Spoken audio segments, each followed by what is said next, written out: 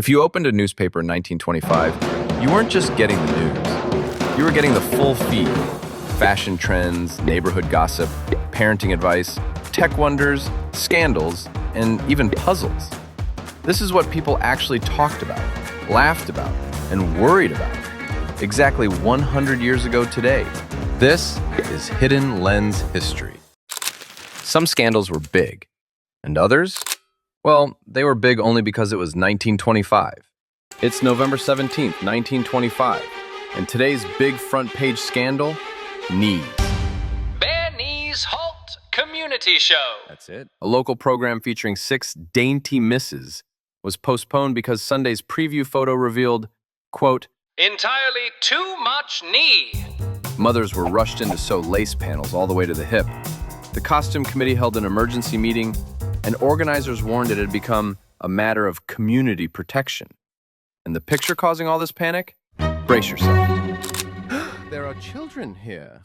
These were the real crimes of the 1920s. Good heavens, are you not subscribed? And if knees caused trouble, the Charleston practically caused an earthquake. It's November 8th, 1925, and the Charleston was everywhere. Papers across the U.S. celebrated it, taught it, and argued about it. Maybe you'll like it, and maybe you won't. Just the same, the whole town will soon trip. In East St. Louis, teachers called it everything from wonderful to hideous. One article swore the Charleston keeps you young, building grace and assurance. Another warned, careful if you've got rheumatism. It takes a strong heart and flexible joints. When a Boston dance hall collapsed, killing 44 people, scientists blamed resonance, saying each stomp hit like a giant 20 times heavier. Police in other cities banned it in older buildings, fearing the same outcome. Born from black communities in South Carolina, it caught fire on Broadway, then blazed through the Midwest and across the Atlantic. Whether appropriated, healthy, or dangerous, no doubt, it was a sensation. So send this to someone who would either be doing it or rolling their eyes at you for doing it. And when people weren't dancing, they were using the paper to keep very close tabs on each other. Traveling for a wedding? Surprise, you're in the paper.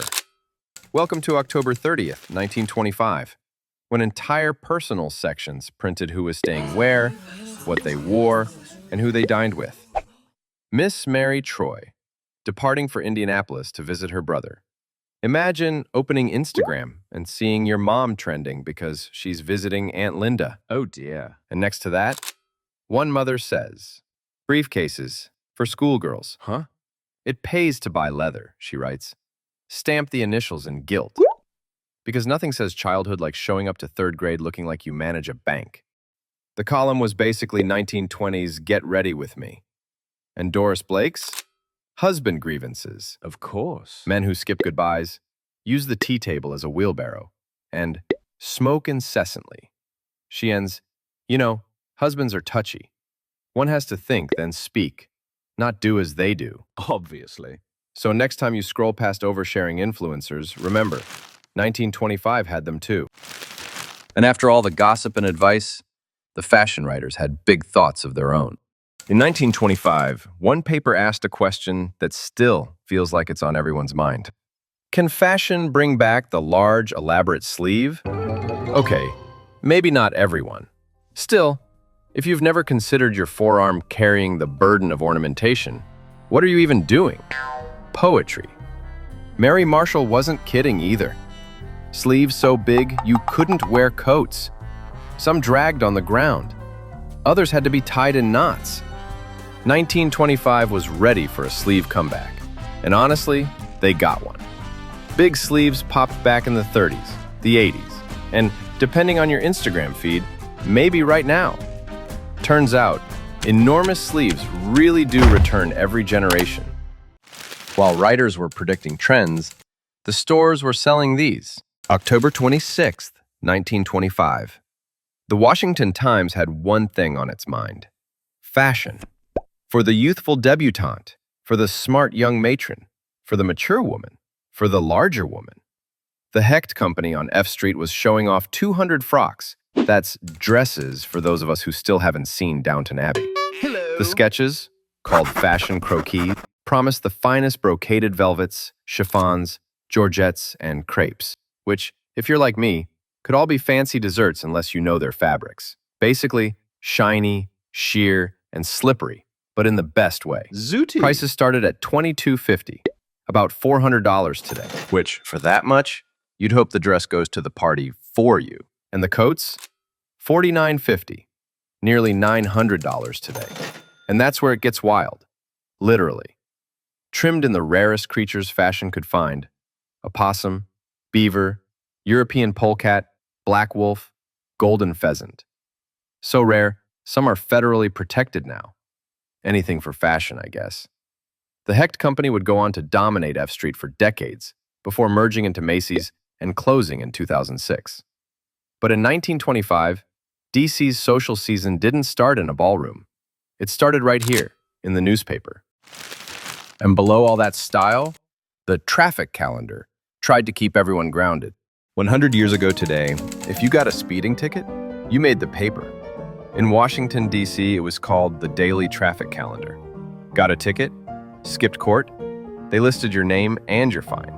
Speeding, failing to dim headlights, ignoring a signalman, even blocking the road with your horse wagon. Joseph Higgs, $25. Harry Johnson, $2. It was public shaming, printed daily. And honestly, we still kind of do it. In most states, court records are online, public, and searchable. So if you've ever wondered whether your boss got pulled over last summer, you can just look it up. Back then, it was part deterrent, part public shaming, and totally expected. The newspaper wasn't just reporting violations. It was part of the penalty. They even bragged they'd collected over $136,000. And it wasn't even November. And while drivers were getting ticketed, millions tuned into this technology. This day in 1925, radio ruled the day. The paper was packed with programming, 24 hours of coast-to-coast broadcasts, dinner music in Chicago, bedtime stories from Pittsburgh, organ concerts, comedy, lectures, vaudeville, even a live debate, every minute mapped out in black and white. And the gear? Radios weren't just boxes. They were furniture, mahogany hutches, built-in speakers, and cabinets with names like The Masterpiece or Wave Master. A complete home setup might cost $100 to $250, anywhere between $1,700 and $4,000 today. It was becoming more accessible by the day, and nearly 2.5 million homes already had a radio in it in 1925. By 8 p.m., families gathered around the globe. Dials lit, dinner done, ears open. The future had arrived. And if people thought radio was cool, they really flipped out over this new technology. They couldn't see the game, but they watched every play. Welcome to 1925. It's November 12th, and newspapers like the Washington Times promised a spectacle, the Yale-Princeton game, on an animated electric board. The next best thing to seeing it in person, the ball shown in motion, from kickoff to final whistle. Behind the scenes, operators stood at massive panels, flashing each play in real time as telegrams poured in. It was already a baseball tradition, innings recreated in lights on city walls. So when Yale faced Princeton, fans filled the streets of D.C., shoulder to shoulder, eyes on the board, cheering every flicker like they were there. No screen, no sound, just light and noise and hope. This was 1925's version of a live stream.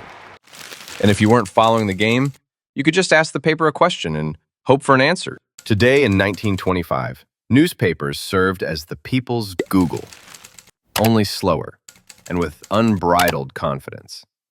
Many papers had a section like this. What do you want to know? This one is from the Indianapolis Times.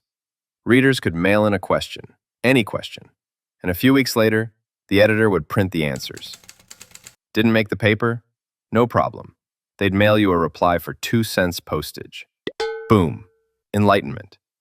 Except half the answers feel like someone just made them up. Are polecats and skunks the same thing? Answer. The polecat of North America is the skunk, and that of South America is the badger. Huh? Sure. What time did autumn begin this year? September 23rd, 8:44 a.m. Nope. And my favorite, where was the world's first broadcasting station? Answer, Königs Wusterhausen, Germany.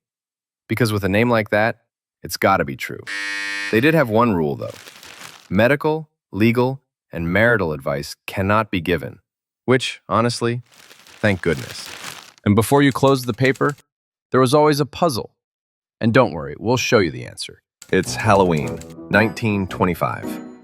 Can you solve the daily puzzle from 100 years ago? Every day, the paper dropped a brain teaser, a word problem, a weird little riddle. And this was today's. Readers would try to solve these, argue about them with friends and coworkers all day, then wait until the next day's paper to see if they were right.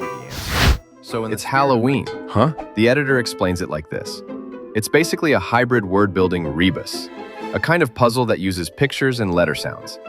The icons stand for heap, ball, crow, cap. The musical note Ray, 7, and SVB. When you add and subtract the letters, you get Halloween. Simple, right? No. Now go send the original to a friend. Act like you saw it for the first time, and tell them you've solved it. Like these, there's plenty more where that came from. We do this every day in our Front Page Daily series. We compile the best of them in our in-print 1920s Explained series, and we restore and retell the biggest crime stories and mysteries we find along the way.